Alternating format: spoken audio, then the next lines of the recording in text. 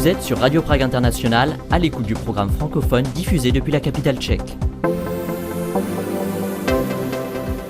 Bonjour et merci d'être avec nous sur Radio Prague International. Maître du thriller contemporain, l'écrivain français Michel Bussy présente ce vendredi au Salon du Livre de Prague la traduction tchèque de son roman 3 vies par semaine.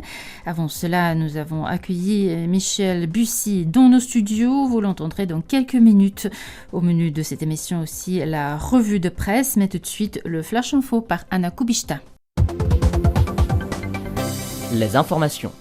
La Tchéquie fait partie des 36 pays qui ont officiellement soutenu la création d'un tribunal spécial chargé de juger le crime d'agression de la Russie contre l'Ukraine. L'annonce a été faite lors de la réunion ministérielle du Conseil de l'Europe à Chisinau, en Moldavie. La Tchéquie y était représentée par le ministre des Affaires étrangères, Petr Matsenka. Petr Pavel avait déjà affirmé son soutien à cette initiative en 2023, estimant indispensable que les crimes d'agression russes ne restent pas impunis. Ce futur tribunal, inspiré des procès de Nuremberg, vise à poursuivre les plus hauts responsables russes pour l'invasion lancée en février 2022 par Moscou. La police tchèque a arrêté un homme de 35 ans soupçonné d'avoir volé mardi avant un office le crâne de Sainte Zdislava dans la basilique de Jablonné v Podještědí. Sainte Zdislava est une figure religieuse du XIIIe siècle et une importante patronne en pays tchèque. Le vol a eu lieu pendant la préparation d'une messe. Lorsque l'alarme de la basilique avait été désactivée, le voleur a brisé le reliquaire en verre contenant le crâne et s'est enfui rapidement. La police a diffusé des images de vidéosurveillance et sollicité l'aide du public ainsi que des services étrangers. Plusieurs rivières en Bohême du Sud connaissent actuellement un niveau d'eau extrêmement bas, une situation considérée comme la plus grave du pays qui inquiète les hydrologues. Le manque de pluie depuis plusieurs semaines et les températures élevées aggravent fortement la sécheresse selon les spécialistes. Certains cours d'eau affichent des débits proches des records historiques pour cette période de l'année. Les régions de la Šumava et du sud de la Bohême sont particulièrement touchées, ce qui inquiète notamment les agriculteurs. Les experts estiment que la situation pourrait encore empirer si les précipitations importantes n'arrivent pas rapidement. La sécheresse touche désormais les rivières, les sols et les réserves d'eau souterraines, dans un contexte où la Tchéquie connaît un des printemps les plus secs observés depuis des décennies. Le chanteur tchèque Daniel Žižka s'est qualifié pour la finale de l'Eurovision 2026 à Vienne grâce à sa chanson Crossroads. Il a réussi à convaincre le public et les jurys lors de la deuxième demi-finale, rejoignant ainsi les 9 autres pays qualifiés pour le grand rendez-vous de samedi soir. Âgé de 22 ans, l'artiste originaire de Prague mélange pop contemporaine, influence indie et sonorité électronique. Il avait été choisi en interne par la télévision publique tchèque parmi les plus de 260 candidatures pour représenter le pays à la 70e édition du concours Eurovision. L'équipe nationale tchèque de hockey sur glace disputera son premier match dans le cadre du 89e championnat du monde à Fribourg ce vendredi soir à partir de 20h20. Leur premier adversaire dans le groupe B sera le Danemark, surprise des demi-finales du championnat du monde de l'an dernier à Stockholm. Et Herning, l'entraîneur Radim Rolik et son équipe enchaîneront 2 matchs en 2 jours en début de tournoi avec une rencontre contre la Slovénie programmée dès ce samedi.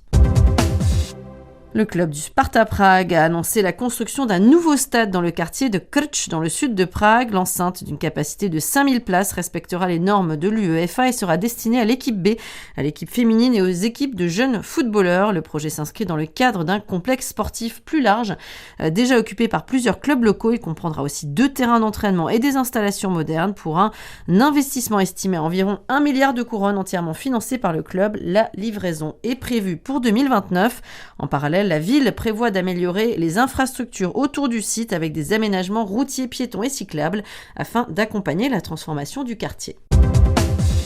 Un mot de météo pour terminer. Samedi, jour de fête des Přemysl, toujours une météo mitigée avec des températures moyennes maximales autour de 14 degrés, mais le mercure devrait remonter à partir de dimanche. Radio Prague International, le programme francophone. Ancien professeur de géographie à l'université de Rouen, Michel Bussy est un des maîtres du thriller contemporain. L'un des auteurs préférés des Français a vendu plus de 13 millions de livres dans 38 pays, dont la République tchèque. Ce vendredi, Michel Bussy présente au Salon du Livre de Prague son roman 3 vies par semaine, paru en 2023 aux presses de la Cité. C'est la traduction tchèque Trojí život a été publiée en 2025 par les éditions Bourdon. Et Michel Bussy nous a parlé de la genèse de ce polar dont l'histoire se déroule en partie dans la Tchécoslovaquie communiste, de ses séjours en Tchéquie et nous donne enfin un avant-goût de son prochain roman. Mais tout d'abord, il revient sur les débuts de sa carrière littéraire à succès. Ça a commencé il y a 20 ans maintenant, voilà. Donc on était en 2006. Moi, j'ai toujours voulu écrire, j'ai toujours voulu raconter des histoires, j'ai toujours écrit des scénarios, des synopsis, mais la vie a fait que je suis devenu professeur d'université en géographie en Normandie, en France, et j'avais des romans, je dirais que j'avais écrit sur mes temps de loisirs, et puis j'ai eu la chance un jour qu'un de mes romans soit publié il y a 20 ans. Voilà, alors pour moi c'était un hobby, enfin quelque chose qui n'allait pas changer ma vie d'universitaire. Et puis un des romans, c'était mon 6e roman, donc qui s'appelait Un avion sans ailes. C'est mis à se vendre vraiment beaucoup, plus d'1 million d'exemplaires en France. Et là, évidemment, ça a changé ma vie puisque les autres romans ont continué de se vendre. J'ai été très vite traduit dans beaucoup de monde, dans beaucoup de pays. Et donc, quelques années après, ça devenait compliqué de garder à la fois mon activité académique, qui était très prenante. Moi, je dirigeais un gros labo CNRS, et cette activité d'écrivain qui était aussi sollicité par des adaptations pour audiovisuel, par des séjours à l'étranger. Et donc, il a fallu que je fasse un choix. Et donc, ça fait à peu près 10 ans aujourd'hui que j'ai choisi de me mettre en retrait de ma vie universitaire pour ne plus faire que écrire. Même si je continue d'avoir beaucoup de contacts avec l'université et notamment signer des préfaces pour des ouvrages scientifiques ou même à continuer de discuter sur des colloques avec des collègues. Mais je dirais l'essentiel de ma vie maintenant, c'est d'écrire. Par contre, j'essaye de mettre dans mes romans des éléments de géographie, d'histoire et surtout de faire voyager mes lecteurs. Et quand je fais voyager mes lecteurs en République tchèque ou ailleurs, évidemment, je puise dans mon expérience de géographe, puisque c'est pas toujours évident d'être juste sur la description notamment d'un pays que les lecteurs ne vont pas forcément connaître.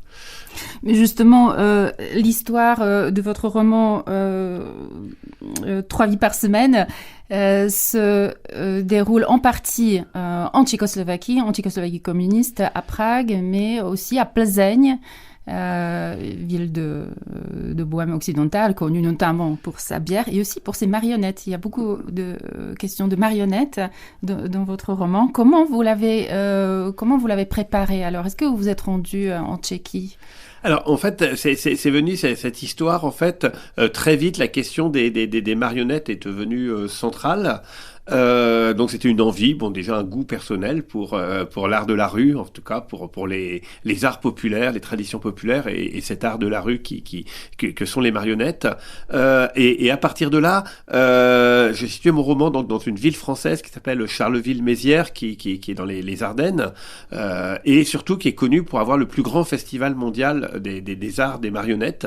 Et donc ça c'était un premier point d'ancrage de mon roman, cette ville qui est finalement assez peu connue. C'est la ville d'Arthur Rimbaud, mais il y a 2 choses connues à Charleville-Mézières, Arthur Rimbaud et les marionnettes. Et donc j'avais mon histoire qui racontait l'histoire d'une femme qui va se sauver, et très vite évidemment le lien avec la Tchécoslovaquie est arrivé, puisque la République tchèque au moins est connue pour être l'un des pays de la marionnette. Alors bien sûr, est-ce que vous connaissiez la Tchéquie avant? Oui, un petit peu. Alors disons que les marionnettes, c'est on va les retrouver dans tous les pays. Il y a des marionnettes en Italie, évidemment, il y a des marionnettes en Chine, enfin partout, mais quand même la République tchèque est quand même le pays de la marionnette. Et puis effectivement, je connais Prague puisque je suis venu à Prague. Alors la dernière fois que je suis venu, c'était en 94, je pense, 93 ou 94, Et c'était à l'occasion d'un colloque universitaire, donc j'étais venu pour parler, pour faire une communication scientifique. Je suis resté quelques jours à Prague et j'en avais profité pour visiter des théâtres de marionnettes. Je me souviens d'avoir fait au moins 3. J'avais trouvé que c'était assez extraordinaire. J'avais même ramené des marionnettes de Prague que j'ai toujours chez moi et j'avais ce souvenir du lien avec les marionnettes. Donc tout de suite les liens se sont faits. Et effectivement, cette ville, alors on dit comment Pilsen, moi je disais Pilsen, mais comment dit-on en tchèque? Plzeň. Pilsen, oui, c'est très dur à dire pour un français. Voilà, et donc il y a cette ville qui est encore plus spécifiquement liée à la bière en France qu'on connaît, mais aussi aux marionnettes, et puis évidemment Prague. Et ensuite, j'ai imaginé donc ce moment où je raconte notamment le printemps de Prague, et puis quelques expériences, c'est-à-dire mon héroïne qui va fuir vers le pays, qui va aussi intégrer une troupe de marionnettistes.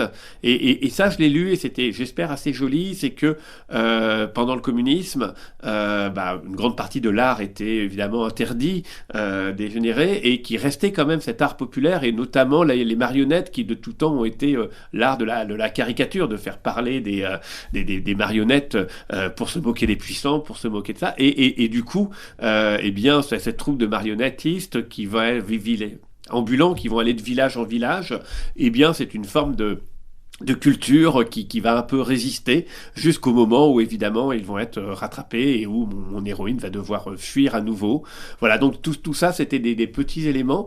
Et puis moi j'ai grandi aussi avant la chute du mur et j'ai eu la chance de visiter Prague pas longtemps après et ça me passionnait cette idée de décrire la Tchécoslovaquie, qui est un nom que les jeunes générations ne connaissent même pas. Je pense qu'en République tchèque, si, mais en France, c'est quelque chose que les gens ne connaissent pas. Donc ça m'intéressait aussi de revenir sur ces années-là, sachant qu'évidemment, c'est un régime qui a été extrêmement, extrêmement dur, et donc cette idée que certains sont quand même réussi à passer à l'Ouest, comme mon héroïne, mais évidemment l'ont parfois payé cher. Bon, ça me permettait de raconter une histoire parmi mon histoire.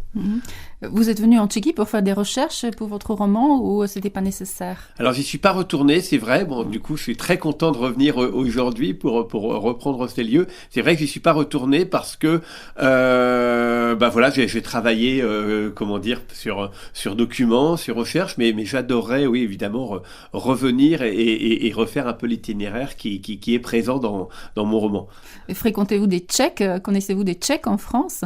Eh bien non, je ne crois pas à ma connaissance, non. Alors là, je suis très content de venir parce qu'évidemment, il y a mon éditeur tchèque qui est francophone, ma traductrice qui est aussi francophone, donc je suis très content. Et puis j'ai eu 8 livres traduits en tchèque jusqu'à présent. Ça fait très longtemps en fait qu'on essaye de trouver un moment pour que je puisse venir à Prague et donc là vraiment l'occasion de ce livre qui était particulièrement lié à la République tchèque, c'était vraiment l'occasion de venir, mais ça fait plusieurs années qu'on essaye de trouver un trou dans le calendrier.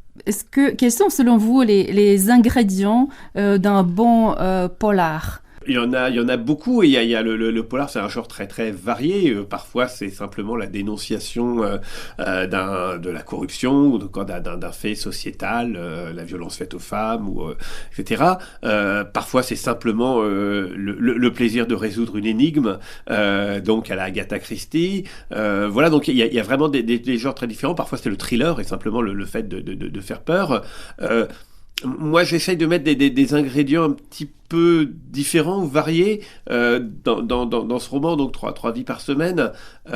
On est à la fois, j'espère, sur un thriller, puisque ça commence par une mort suspecte, une enquêtrice de police qui va enquêter sur cette mort. Et puis, pour pitcher un petit peu, on s'aperçoit que ce personnage qu'on retrouve mort, on ne sait pas si c'est un suicide ou un assassinat, avait 3 pièces d'identité dans la boîte à gants de sa voiture. Et donc, c'était un homme tout à fait ordinaire, un petit représentant de commerce qui semble avoir 3 identités. Et en fait, on va suivre l'enquête de police, mais surtout, on va suivre l'enquête de 3 femmes qui toutes sont amoureuses d'un homme qui a disparu et qui vont enquêter pour savoir qui est cet homme, où est cet homme, et qui se persuadent évidemment qu'il n'est pas mort. Et le lecteur, lui, se doute qu'en fait, si c'est bien cet homme qui est mort au départ, ces 3 femmes recherchent quelqu'un qui est mort. Évidemment, ces 3 femmes vont finir par se rapprocher, se trouver, et la grande question du livre, c'est est-ce que elles sont bien toutes amoureuses du même homme, et comment est-ce possible qu'un homme ait pu comme ça avoir 3 vies, ou est-ce que la vérité est ailleurs. Et voilà, donc je vais pas révéler la fin qui est faite de rebondissements. Et donc dans ce roman, ce qui m'intéressait par exemple, c'était raconter 3 histoires d'amour très différentes. Vraiment, 3 façons d'aimer, 3 façons de construire un couple, et de mettre les femmes au cœur de l'enquête. Donc voilà, ça me plaisait beaucoup. Et après, peut-être la recette d'un roman policier, c'est justement cette intrigue qui va rebondir avec mettre le lecteur quelque part dans une situation, face à une situation impossible. Là, voilà, c'est à la fois impossible que cet homme ait eu 3 vies, et à la fois c'est impossible que ce ne soit pas le même homme. Donc voilà, le lecteur va essayer de trouver une façon de sortir de ce labyrinthe mental. Et puis après, moi, il me semble qu'il faut rajouter des éléments. Là, on voit bien la dimension d'histoire d'amour, on voit bien la dimension d'enquête. Moi, je voulais qu'il y ait quand même une dimension alors plus poétique, on pourrait dire presque plus gothique. Et là, c'est le rôle des marionnettes qui sont à la fois très joyeuses, elles nous ramènent à l'enfance, et puis parfois extrêmement inquiétantes, évidemment, puisque ça nous rappelle à la cruauté des contes et aux marionnettes qui peuvent être horrifiques aussi. Donc il y avait ça, donc cette dimension un peu gothique, et puis quand même la dimension historique, et c'est là qu'intervient la République tchèque, puisque mon roman se déroule sur un temps court, c'est le rythme des thrillers, donc il faut aller vite, c'est une course contre la montre, et d'un autre côté, j'essaie de raconter le récit beaucoup plus lent, on pourrait dire, en tout cas beaucoup plus sur un long terme, qui est le récit de mon héroïne. Alors on va pas tout révéler, et donc là on va remonter effectivement jusqu'au printemps de Prague, jusqu'à des souvenirs. C'est une vie qu'on raconte d'une petite fille de 10 ans qui va avoir un destin hors norme, et évidemment son destin explique une grande partie de ce que vont vivre les autres personnages. Donc du coup ça permet de raconter des choses d'un point de vue historique, en particulier justement l'histoire de la Tchécoslovaquie, qui j'espère donne une âme supplémentaire à ce roman. On n'est pas juste sur une énigme à résoudre, mais aussi des éléments qui permettent de voyager et de rappeler des faits historiques. Et pour vos romans, vous vous inspirez aussi, entre autres, de la chanson française, ce que les lecteurs tchèques ne déchiffreront peut-être pas toujours. Voilà, d'où vient cette inspiration? Oui, c'est vrai que c'est un challenge pour mes traducteurs. Je suis traduit dans 38 pays à peu près. Et c'est vrai que comme mes titres de livres sont souvent des titres tirés de chansons françaises, et que ces chansons françaises sont rarement connues à l'étranger, il faut que mes traducteurs trouvent autre chose. Et donc là, 3 vies par semaine, c'est une chanson du groupe Indochine qui s'appelle 3 nuits par semaine, puisqu'en fait on a ce personnage a 3 identités, donc comme s'il passait 3 nuits par semaine ailleurs ou dans 3 lits différents. Voilà, alors ce goût c'est venu d'un de mes premiers roman qui s'appelait Un avion sans ailes, qui est le roman qui m'a fait un peu connaître, notamment à l'étranger, et qui le titre était tiré d'une chanson, comme Un avion sans ailes, que les Français connaissent, mais sans doute pas ailleurs qu'en France.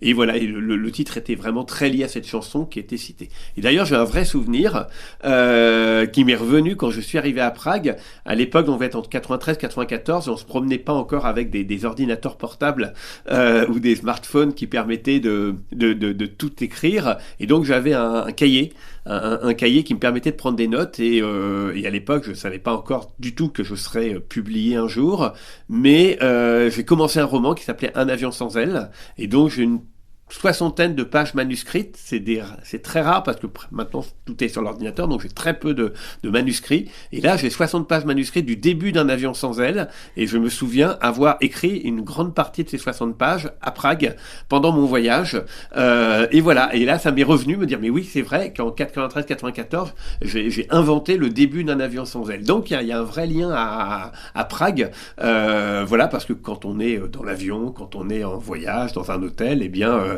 ça me permettait, moi, le soir, d'écrire. Et voilà. Et une nouvelle fois, aujourd'hui, on sort l'ordinateur portable. À l'époque, on griffonnait sur des cahiers. Donc voilà, c'était quand même il y a maintenant plus de 30 ans. Vous êtes en préparation, je suppose, de votre prochain roman. Pourriez-vous dévoiler un peu de son histoire? Oui, alors on peut juste dire que c'est un roman qui sera musical. En tout cas, il traitera très très frontalement de la musique. Voilà, ça sera un roman policier, mais plus pastiche, avec plus d'humour. Enfin, on ne sera pas dans quelque chose de noir, on sera beaucoup plus dans quelque chose de joyeux, d'amusant, de musical. Voilà. Et il y a un lien avec Prague aussi, puisque quand j'étais venu à Prague, donc pas très longtemps après la chute du mur, et donc j'avais, comme je l'ai dit tout à l'heure, vu des spectacles de théâtre à Prague, et notamment un spectacle, alors je ne vais pas révéler, mais quand même sur un groupe de musique très célèbre, voilà, qui me semble-t-il était très très aimé à Prague, parce qu'il représentait les valeurs de l'Occident, de l'Ouest, de la musique, de la liberté, voilà, et donc c'est un groupe qui m'a suivi toute ma vie, et donc ce roman traitera de ce groupe. Alors un des groupes très très célèbres, et déjà célèbre en 1994, il n'y en a pas très nombreux, donc je pense que les lecteurs vont peut-être pouvoir miser sur le bon groupe. Merci Michel Bussy. Merci beaucoup pour à cet vous. entretien. Bon séjour. Merci à vous. C'était l'écrivain Michel Bussy. Vous êtes toujours sur Radio Prague International. Place maintenant à notre revue de presse hebdomadaire. Elle vous est présentée par Alena Gebertova et Guillaume Narguet.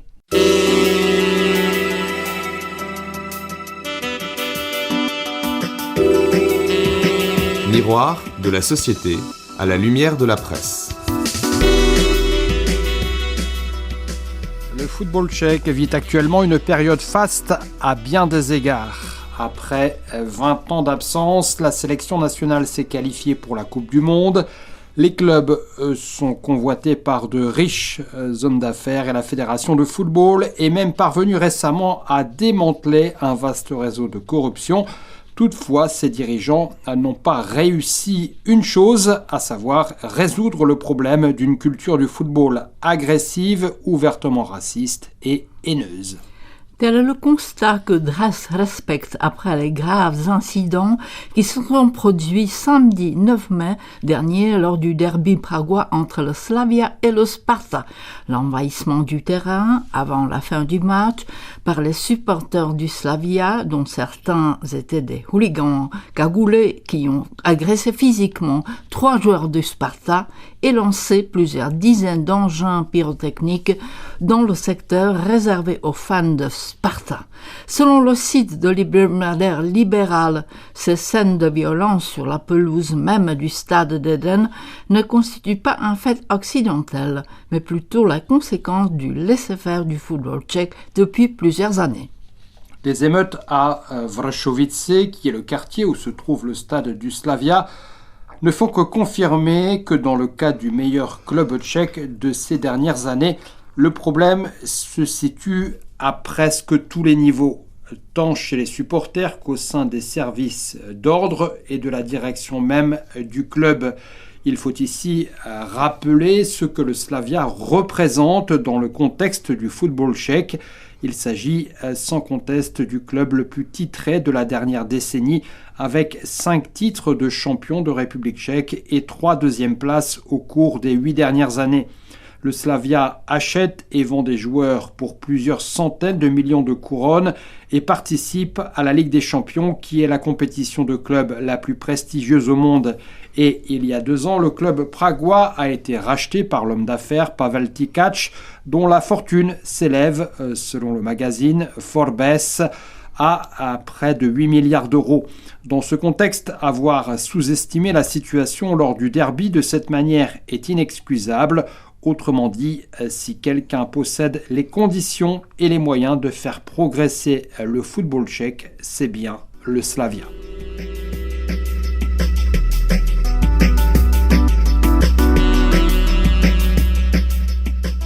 Au bout de 5 ans, le statut de protection temporaire accordé aux réfugiés ukrainiens devrait prendre fin en mars 2027. Des centaines de milliers d'Ukrainiens ne savent pas ce qu'il en deviendra d'eux, rapporte Seznam Zprávy. Le site s'intéresse aux conséquences que cet arrêt, aura non seulement pour quelques 400 000 réfugiés, dont environ la moitié travaillent en République tchèque, mais aussi pour un marché du travail qui pourrait se retrouver confronté à une considérable perte de main-d'œuvre. Le marché du travail et l'économie tchèque ont besoin des migrants. Toutefois, les conditions de leur séjour ne semblent pas préoccuper les autorités outre mesure. Jusqu'à présent, le gouvernement d'Andrej Babiš n'a toujours pas clairement expliqué ce qu'il comptait faire une fois que ce régime de protection temporaire s'arrêtera en mars 2027. Or, ce type de permis de séjour reste le principal outil d'intégration des réfugiés. La préparation d'un plan pour faire face à l'après-protection temporaire relève de la compétence du ministère de l'Intérieur, un ministère qui attend le résultat de la réunion du Conseil européen des ministres prévue en juin prochain. Seznam zprávy cite Tomáš Prouza, le président de la Confédération tchèque du commerce et du tourisme, qui affirme que le pays se retrouverait à l'arrêt complet si près de 199 000 personnes bénéficiant d'une protection temporaire venaient à partir. Comme l'indique également l'auteur, les données du système d'information sur les revenus moyens montrent que les Ukrainiens en Tchéquie perçoivent les salaires les plus bas parmi toutes les nationalités suivies.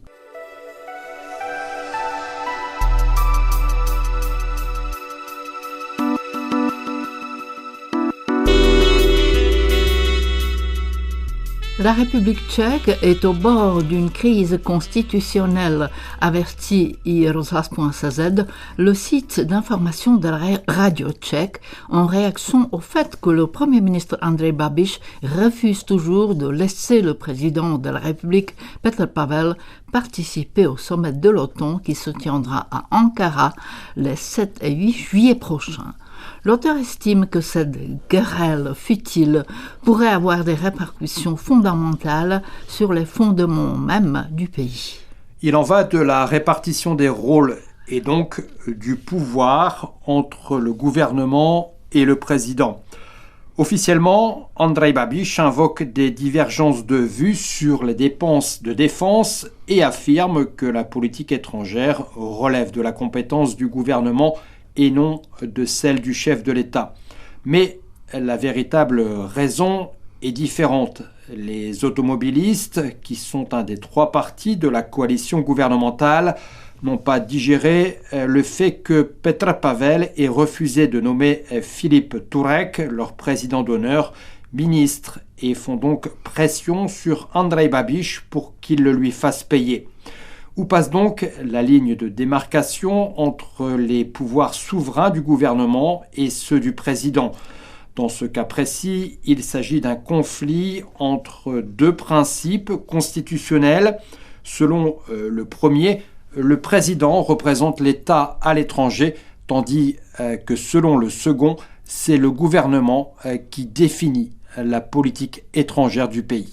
Toujours selon le même chroniqueur, ce conflit autour du sommet de l'Alliance n'est qu'une conséquence parmi d'autres de la lutte d'influence qui fait rage depuis un certain temps déjà sur la scène politique tchèque.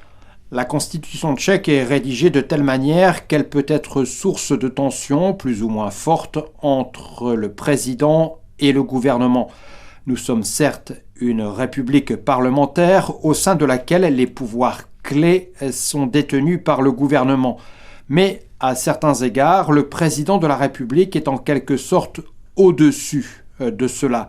C'est lui, en effet, qui nomme le Premier ministre et les ministres. En même temps, des ambiguïtés figurent dans la Constitution qui permettent des interprétations divergentes.